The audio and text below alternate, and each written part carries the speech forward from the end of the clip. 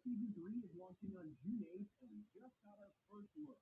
The live event is going to be this Saturday, and right after will be a long overnight downtime. So, what should you expect when you wake up? Well, the season is superhero themed, but not like the Marvel ones you've had before. This time it'll be completely original based on episode design, powers, and ideas.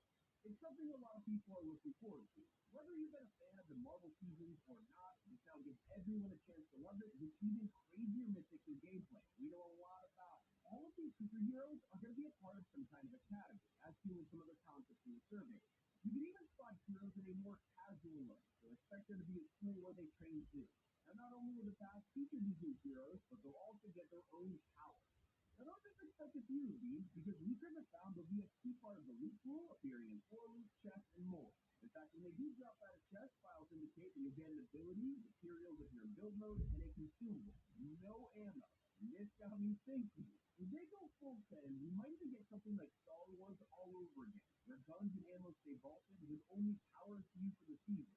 That would be crazy, but also it was unpopular during the Star Wars season, so let me know what you think about it in the comments below. Another pretty interesting thing is the return of Mighty.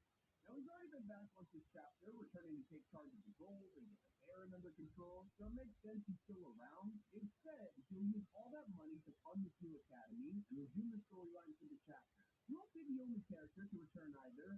Daigo will finally escape the Steel Realm after being corrupted by the demons, and now he'll be our villain. He's codenamed Mist Raven, so it's even possible to take over the Shogun's Arena Island in match. We've already seen the portal starting to open up from within, starting with electricity, and slowly activating over the last few weeks. So it makes sense that while we're taking down the Death Star, we'll be breaking free onto the island with his new version probably in the battle pass. We'll obviously get into your lives along the way, with the first being Utopia City.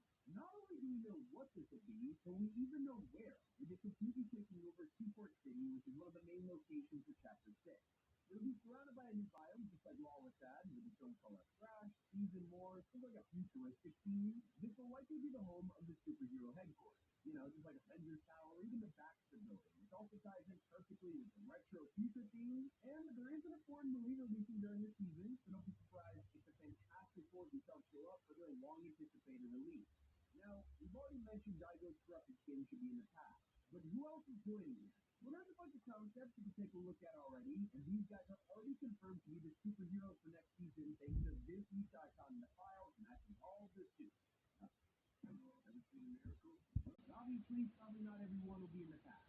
We already have the killer names: Polarity Wind, Action Magnus, Avenge Batten, and Spatial Travel. So, we'll have to leave your guesses